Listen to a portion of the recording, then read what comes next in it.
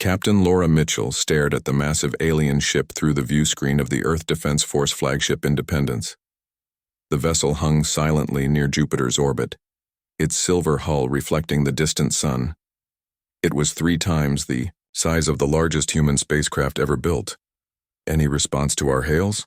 Laura asked, her voice steady despite the tension filling the bridge. Communications Officer Peter Harris shook his head. "Nothing yet, Captain. Wait. Incoming transmission." The view screen flickered, revealing a tall, blue-skinned being with 4 arms and large, reflective eyes. Silver markings covered its face, which was framed by something like tentacles instead of hair. "Greetings, humans," the alien said, its voice translated through the ship's computers. "I am Ambassador Zex Toll of the Varaxian Empire, representing the Galactic Council. We have been observing your world for some time and deemed you ready for first contact."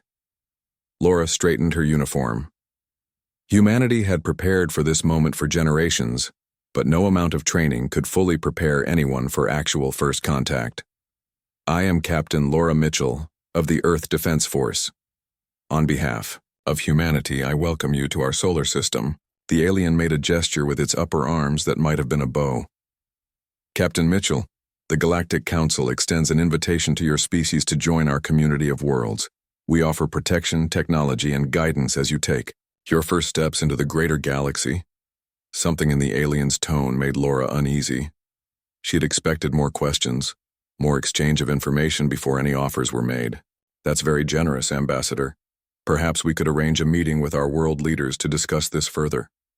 The alien's expression changed slightly. "Of course. But first, allow me to present the standard integration terms all new species must accept." A data packet appeared on the Independence's computer system. "These are non-negotiable requirements for council membership." Laura nodded to her science officer. "Let's see what we're dealing with." Science Officer Jack Wells reviewed the data on his console, his expression darkening. "Captain, you need to see this." Laura moved to his station and read the document.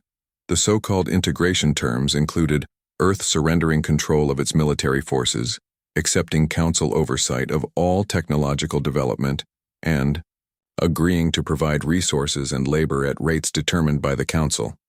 In exchange, Earth would receive protection and limited access to some older council technologies. "This isn't an invitation to join as equals," Jack whispered. "It's a demand for surrender." Laura returned to the center of the bridge, keeping her face composed. "Ambassador Zexatul, I've reviewed your terms. To be clear, you're asking us to give up our independence in exchange for your protection?" The alien seemed surprised by the direct question. "All new species require guidance. Your civilization is still young, barely able to travel within your own solar system. The terms are standard and quite generous." "I see," Laura said, choosing her words carefully. "On Earth we have a saying, a cage is still a cage, even if it's made of gold. These terms would make us subjects, not partners." Zextul's tentacles rippled with what might have been agitation. "You misunderstand. The Galactic Council has maintained peace among the stars for 12,000 years. No species has ever rejected our protection." "Then perhaps it's time someone did," Laura replied. "Humanity has fought too hard for our freedom to surrender it, even to a power as impressive as yours." The bridge fell silent, the aliens 4, hands clenched and unclenched. "Captain Mitchell, I don't think you comprehend the gravity of your situation. The Council includes over 30 advanced species. Your planet stands alone." "We're accustomed to facing long odds, Ambassador," Laura said. "I will take your proposal to my superiors, but I must warn you that humans value their independence, above all else." The alien's eyes narrowed. "Very well. We will await your official response. But know this. There is no place in the galaxy for those who stand outside the Council's protection." The transmission ended. Laura let out a breath. She hadn't realized she was holding. "Set course for Earth," she ordered. "Maximum speed." 3 days later, Laura stood before the United Nations Security Council in New York, explaining what had happened.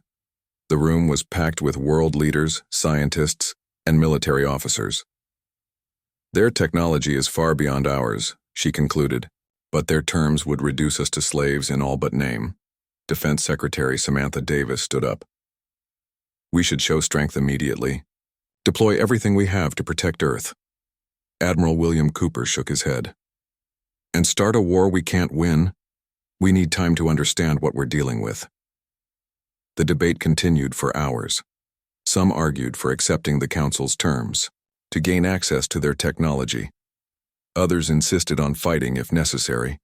UN Secretary General Caroline Martinez finally called for quiet. Captain Mitchell, in your assessment, what does the Galactic Council truly want from us? Laura considered the question carefully.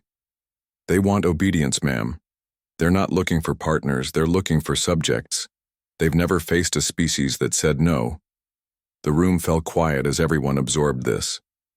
Then perhaps, Martinez said slowly, that is exactly what we should do.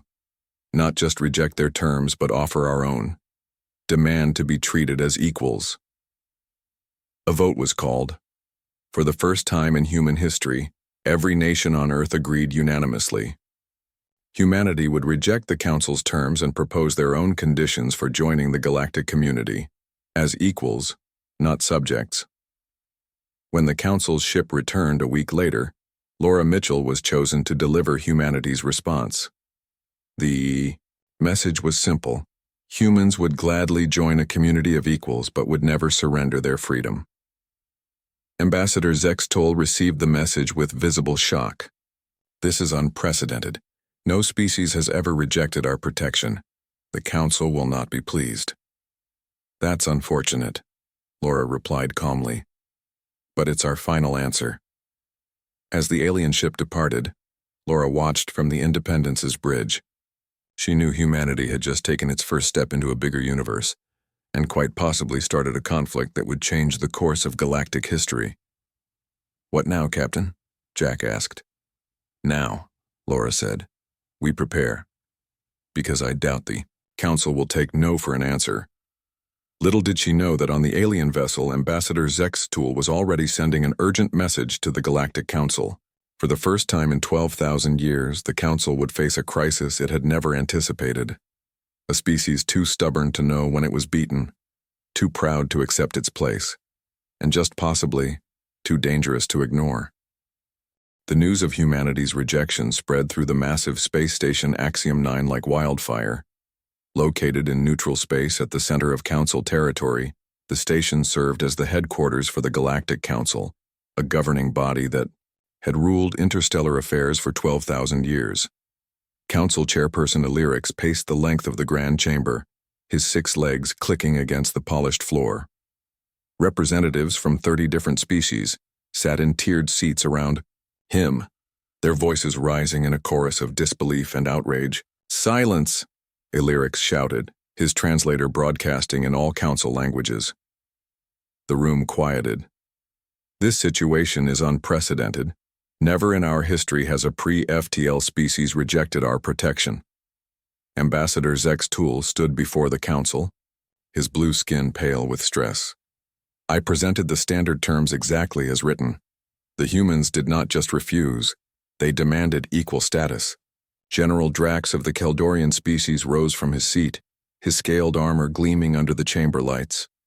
Standing 3 meters tall with razor claws and teeth, he was an imposing figure even among the diverse Council races. This is simple to resolve, Drax rumbled. A small military demonstration will show these humans their proper place. 1 destroyed city should suffice. Professor Elowen, a small, fragile-looking being from the scholarly Vishnar race, shook her head. Violence is unnecessary. The humans are acting from ignorance, not malice. We should explain the benefits of our system more clearly. I agree, said Ambassador Thelna of the Eltharians, her voice soft but firm. I volunteered to lead a second diplomatic mission. My species specializes in negotiation with primitive cultures.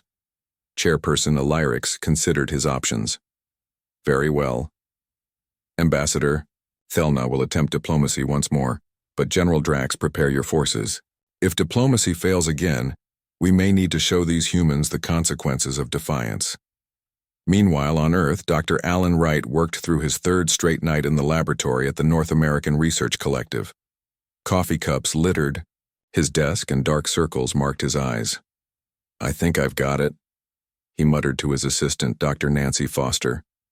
"Look at these energy signatures from the Council ship." Nancy leaned over the screen.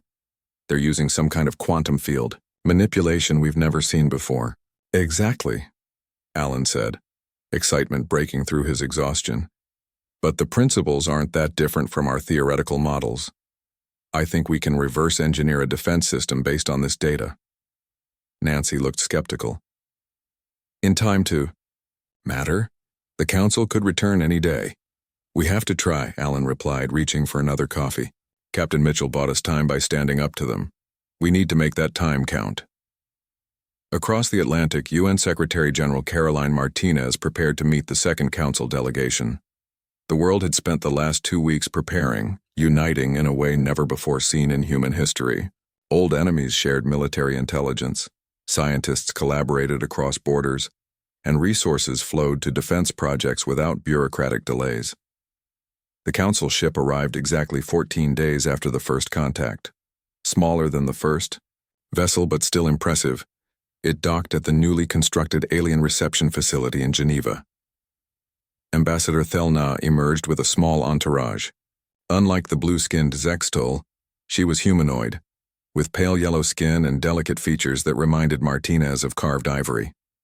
Her eyes, however, were solid black, giving nothing away. "Secretary General Martinez," Thelna said, her voice melodious through the translator. "I bring revised terms from the Galactic Council." Martinez nodded politely. "We appreciate your return, Ambassador. Please follow me." In the conference room, Thelna presented the new proposal. The terms were somewhat improved. Earth would maintain limited control of its military and receive more advanced technology in exchange for resources and accepting Council oversight. Martinez listened carefully, then shook her head. "I'm afraid these terms still don't address our fundamental concern. We seek equal partnership, not a subordinate position." Thelna's expression remained neutral, but her voice carried a hint of frustration. "You misunderstand our intentions. The Council has maintained peace for millennia by guiding younger species. We have seen what happens when developing civilizations advance too quickly." "Perhaps," Martinez replied, "but humans must chart their own course, make their own mistakes. That is non-negotiable." The meeting ended with another polite but firm rejection. As Thelna returned to her ship, she sent a private message to Chairperson Illyrix. "Diplomacy has failed. These humans are unusually stubborn." Unknown to the Earth delegation, General Drax had already positioned a strike force near Mars waiting for just such a failure. Without seeking full Council approval, he ordered what he called a demonstration strike against a human outpost.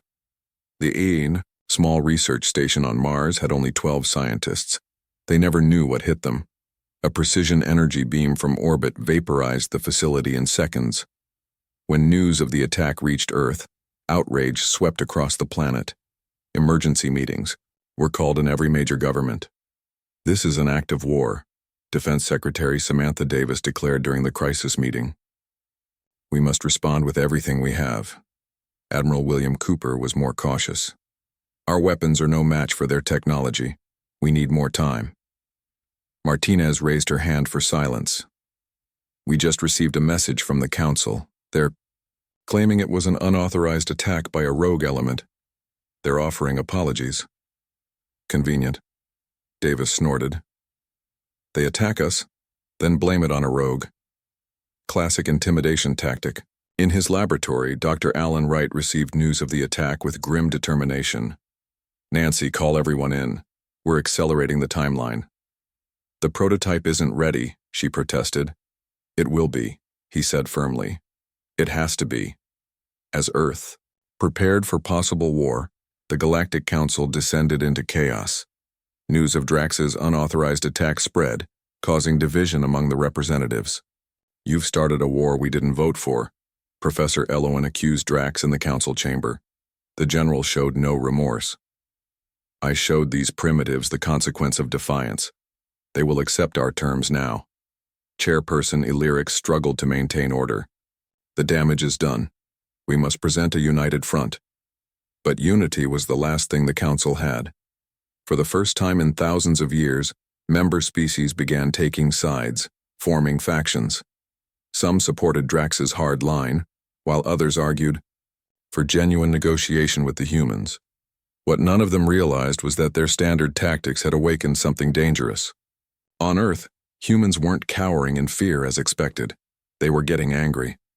And unlike any species the Council had encountered before, humans became more dangerous when cornered. As Earth mobilized for war, Dr. Wright's team made their breakthrough. The prototype defense system worked, and that was just the beginning of the surprises humanity had in store for the Galactic Council. The Galactic Council could not understand why their usual methods were failing. They had handled first contact with dozens of species before. All had either eagerly accepted Council protection or quickly changed their minds after a small show of force. Humans were breaking the pattern. In a secure room deep within the Pentagon, Lieutenant Commander Ryan Jackson studied the limited data they had on Council military tactics. A former chess champion with degrees in both military history and game theory, he had been brought in to develop strategies against an enemy with superior technology. They always follow the same pattern, Ryan explained to the Joint Chiefs of Staff. Their ships move in standard formations. They attack in waves. Everything they do is by the book. And that helps us how? Asked General John Porter. Their book involves weapons that can vaporize our cities from orbit, Ryan smiled. It helps because predictability is a weakness. They expect us to either surrender or respond with brute force. What if we did neither? He laid out his plan, a strategy so unconventional that the other military leaders first thought he was joking. But the more he explained, the more they realized it might work. Meanwhile, at the North American Research Collective, Dr. Alan Wright and his team had moved beyond merely copying Council technology. They had found ways to improve it.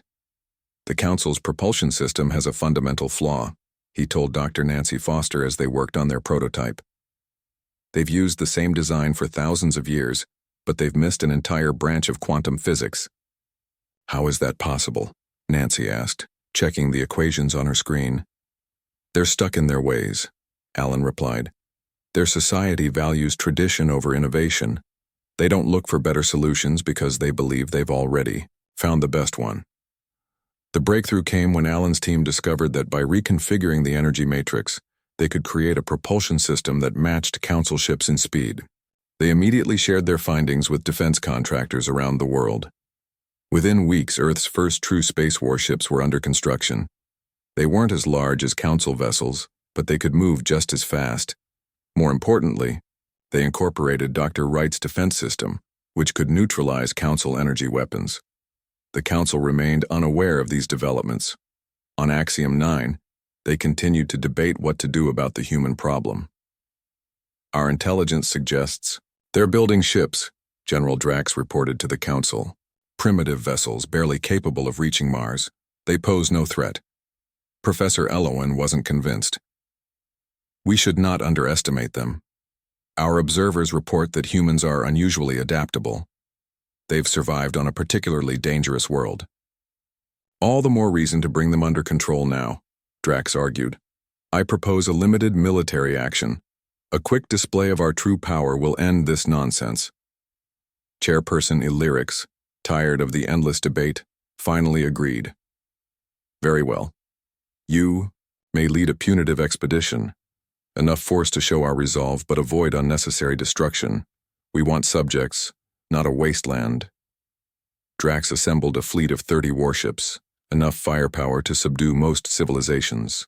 They expected a short, one-sided battle followed by Earth's immediate surrender. They were wrong. When the Council fleet entered Earth's solar system, they found something unexpected, a defensive line of 20 human vessels near the orbit of Mars. The ships were smaller than Council cruisers but moved with surprising speed and grace. From the bridge of the lead vessel, now named Defiance, Captain Laura Mitchell watched the approaching Council fleet. All ships maintain formation. Remember the plan. The Council ships arranged themselves in their standard attack pattern, a perfect wedge formation that had served them for millennia. "They're predictable," Ryan Jackson said, standing beside Laura on the bridge. "Just as we expected. When the Council fleet opened fire, their energy beams struck the human ships and dissipated harmlessly against Dr. Wright's shields. General Drax, watching from his command ship, couldn't believe what he was seeing. Impossible. Their technology is too primitive for such defenses." The human ships broke formation, moving in chaotic patterns that confused the Council targeting systems. They darted between the larger Council vessels, firing precisely at weak points Ryan had identified in their design. 3 Council ships were disabled in the first exchange, 5 more in the second. The Council fleet had never faced an enemy that could match their speed or resist their weapons. "Fall back and regroup," Drax ordered, shocked by the unexpected resistance. The Council ships attempted to reform their wedge, following standard doctrine. But the human vessels continued their unpredictable movements, striking from multiple angles. "They're retreating," Laura announced as the Council fleet began to pull away from Earth. A cheer went up from the crew. Ryan remained cautious. "They'll be back with more ships. This was just the first round."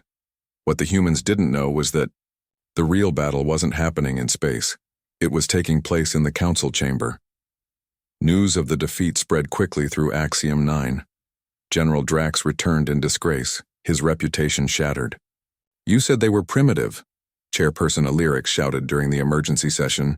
"You said it would be a simple operation." "They must have had help," Drax insisted. "Some other species must have given them advanced technology." Professor Elowin shook her head. "Or perhaps we underestimated them. Maybe they developed it themselves." The debate raged for days. Some Council members called for a full-scale war to put the humans in their place. Others suggested offering true diplomatic engagement. The Council was facing something they had never experienced before: doubt. For 12,000 years they had ruled the galaxy through a combination of superior technology and rigid traditions. Now those traditions were being questioned. Perhaps, Professor Elowin suggested during a quieter moment in the debate, we should consider that our way is not the only way. These humans might actually have something to teach us. Her words caused an uproar. The very idea that a young species could teach the ancient council anything was shocking to many members, as, the council argued, humanity prepared for the next encounter. They built more ships, improved their weapons, and developed new tactics. But their greatest advantage wasn't technology or strategy. It was something the council couldn't understand. Humans had evolved on a dangerous world where adaptability meant survival. They didn't follow a single doctrine or tradition. They improvised, experimented, and learned from their mistakes. And now, they were taking those traits to the stars. While the Galactic Council debated what to do next, Earth decided to take an unexpected step. Instead of waiting for the next attack, they would send their own mission to Axiom 9. A diplomatic mission, but one unlike any the Council had seen before. "It's too risky," Admiral William Cooper argued during the planning meeting. "We barely survived their first attack. Now you want to send our people right into their headquarters?" "That's exactly why it will work," Secretary General Caroline Martinez replied. "They expect us to either cower or fight. They don't expect us to talk." After much debate, Ambassador Kevin Barnes was chosen to lead the mission.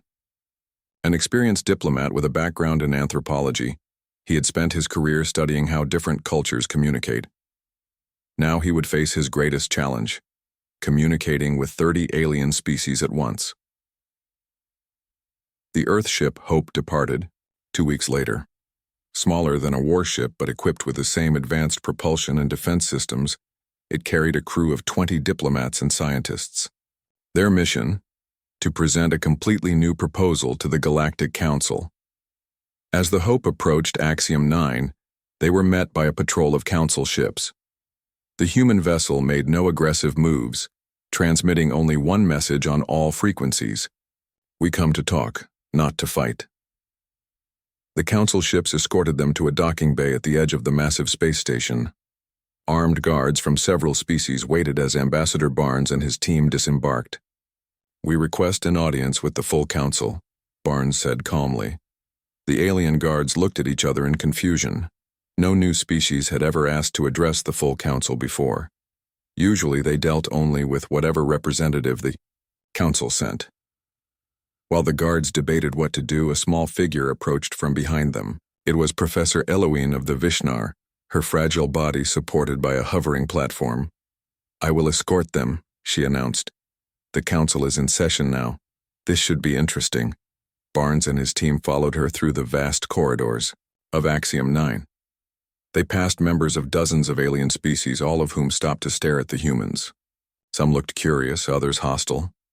"They've never seen humans before," Eloine explained. "Most species only interact with the council through their assigned representatives." "That's part of the problem, isn't it?" Barnes replied. "Limited contact leads to limited understanding."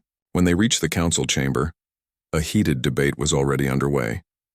General Drax was arguing for a massive military response to the human defiance, while others called for caution. "The chamber recognizes Professor Eloine, chairperson," Illyrix announced when they entered. "Honorable Council," Eloine said, her voice amplified by the chamber's systems. "I present Ambassador Kevin Barnes of Earth, who requests to address the full council." A murmur ran through the assembled representatives. Such a request was unprecedented. "Let him speak," called a voice from the upper tiers. It was Ambassador Thelna of the Ultharians. "I am curious what these humans have to say after rejecting our generous offers twice." Chairperson Illyrix reluctantly agreed. "Very well, Ambassador. Barnes, you may address the council." Barnes stepped forward, standing in the center of the vast chamber. Hundreds of alien eyes focused on him. "Members of the Galactic Council," he began, "I come before you not to fight, but to propose a new path forward. The current system of the Council has maintained a form of peace for 12,000 years. But is it truly peace when it depends on the submission of new species?" Several council members shifted uncomfortably. "Earth does not reject peace," Barnes continued. "We reject peace on unequal terms. We propose a completely restructured galactic charter, one that establishes equal standing for all sentient species." He activated a holographic display showing the outline of the new charter. It eliminated the hierarchical system that placed founding races at the top and new species at the bottom. Instead, it created a truly democratic structure where all voices had equal weight. "This is absurd," General Drax shouted. "These primitives dare to lecture us on governance?" "Actually," said a representative from the Faloran species, "I find their proposal intriguing. My people have long felt the current system favors the founding races, as have mine," added the Zinthari representative. The chamber erupted into chaos as council members took sides. Some supported the human proposal, particularly those from species that had joined the council more recently. Others, mainly from the oldest and most powerful races, were outraged at the very suggestion. As the debate raged, Dr. Lisa Patel, who had accompanied Barnes as part of the Earth delegation, made a discovery that would change everything. Given access to the Council's historical archives as a courtesy, she found something the Council had kept hidden for millennia: evidence that several Council species had been genetically engineered by a precursor race. "Look at this," she whispered to Barnes, showing him the data on her tablet. "The founding races of the Council, they were created to be compliant and hierarchical. That's why they can't understand our resistance. They were literally designed to accept authority." "What about the other species?" Barnes asked. "Most evolved naturally, like us, but the council system is set up to reward those who conform to the founders' way of thinking." The information was explosive. If revealed, it could shatter the council's authority completely. But before Barnes could decide what to do with it, the data was transmitted to every screen in the council chamber. Professor Eloine stood near a console, her hand still on the transmission button. "The truth has been hidden too long," she said, simply. The chamber fell silent as council members absorbed the shocking revelation. Then the shouting began again, louder than before. Some denied the evidence, others demanded more information. Several representatives of younger races immediately declared support for the human proposal.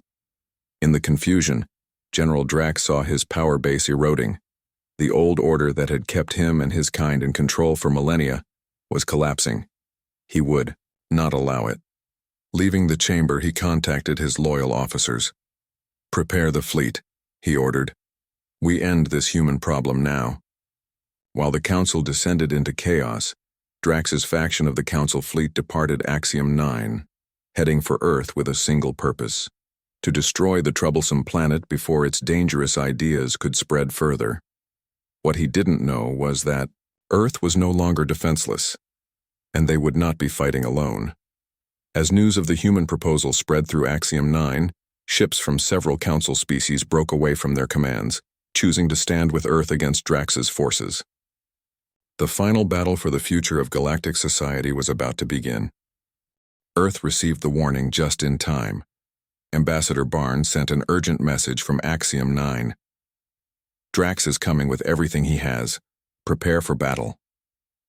The planet mobilized its defenses. Every ship that could fly was launched into orbit. Captain Laura Mitchell, now promoted to Admiral, took command of Earth's growing fleet. "We have 37 ships ready," her tactical officer reported. "Drax has at least 50. Laura nodded calmly. "Numbers aren't everything, and we won't be alone." She was right. As Drax's fleet approached Earth, sensors detected another group of ships entering the system from a different direction. They were council vessels, but their transponders identified them as belonging to the Faloran, Zinthari, and several other species that had supported the human proposal. "This is Captain Reslan of the Faloran Defense Force," came a transmission. "We stand with Earth. The time for change has come."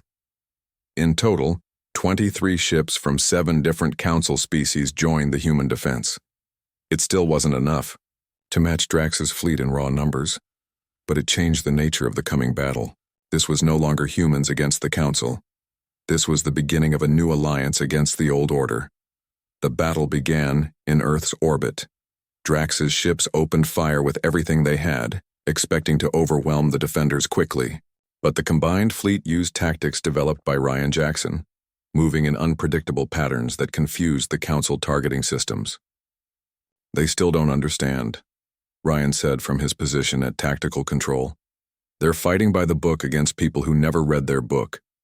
On board his command ship, General Drax grew increasingly frustrated. "Why can't we hit them? Our ships outnumber theirs." "They're not fighting according to any known doctrine," his second-in-command replied. "And our ships from the younger races are fighting alongside them." The battle raged for hours. Drax's fleet lost ship after ship, unable to adapt to the constantly changing tactics of their opponents.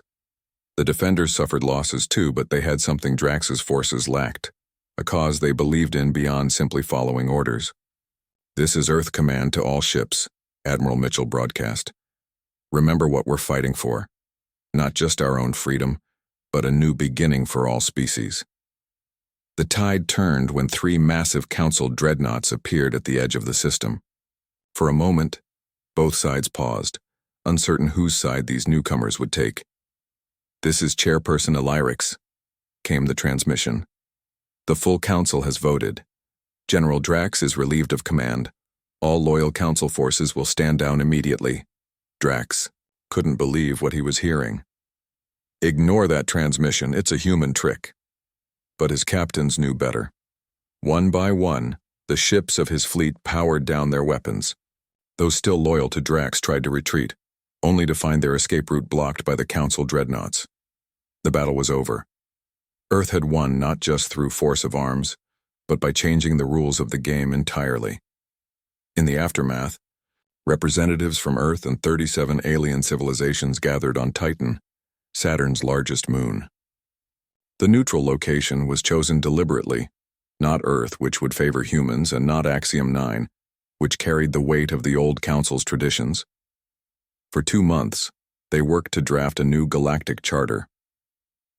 The document they created established principles of equality, autonomy, and mutual defense. No species would stand above another. regardless of their technological development or how long they had been part of the galactic community. Some of the oldest council races refused to participate, retreating to their core worlds to form a separate alliance that humans nicknamed the Concordat, but they were now the minority. Most species, even many of the older ones, saw the wisdom in the new approach. When the new Galactic Assembly held its first official meeting, Ambassador Kevin Barnes delivered the opening address. "We stand at the beginning of a new era," he said, to the gathered representatives. For too long, the stars were ruled through hierarchy and control. Today, we choose a different path, one of cooperation and mutual respect. He looked around the grand chamber, so different from the old council hall with its tiered seating that physically represented each species' status. In this room, all seats were arranged in a circle, with no position more prominent than any other. Humanity never rejected peace, Barnes continued. We rejected peace on unequal terms. True peace can only exist between equals, and that is what we have created here today. The former council species had to adjust to the new reality. Some adapted quickly, embracing the opportunity to express their own culture and ideas without the restrictions of the old system. Others struggled, their societies built around traditions that suddenly seemed outdated. Dr. Alan Wright and Dr. Lisa Patel led a multi-species scientific initiative that began unlocking technological advances that neither humans nor council species could have achieved alone. By combining different approaches to science, they made breakthroughs that would have taken centuries to discover individually. Admiral Laura Mitchell took command of the newly formed Galactic Peacekeeping Force, a volunteer fleet with ships and crews from dozens of worlds. Their mission was to protect all member species regardless of their size or influence. 6 months after the Battle of Earth, Admiral Mitchell stood on the observation deck of the new assembly headquarters with Thel Na, who now represented the reformed Ultharian government. They watched ships from countless worlds come and go, a constant flow of traffic that represented the new galactic community. "I must admit," Thel Na said quietly, "I never understood why humans fought so hard against our system. It seemed so perfect to us." Laura smiled. "Because we recognized something you couldn't see. A cage is still a cage, even when it's comfortable. Every species deserves the right to chart their own course among the stars." "And now?" Thel Na asked. "What does humanity want, now that you've changed everything?" Laura looked out at the stars, countless points of light representing worlds waiting to be discovered, to explore, to learn, to build something better than what came before. She turned to face the former council ambassador. The stars belong to everyone, or they belong to no one at all. Outside the viewport, a ship from Earth departed on a mission of exploration, carrying a crew made up of humans and members of 6 other species. They were heading into uncharted space not to conquer or control but to discover and understand. A new age had begun, sparked by humanity's simple refusal to accept anything less than equality. The galaxy would never be the same again.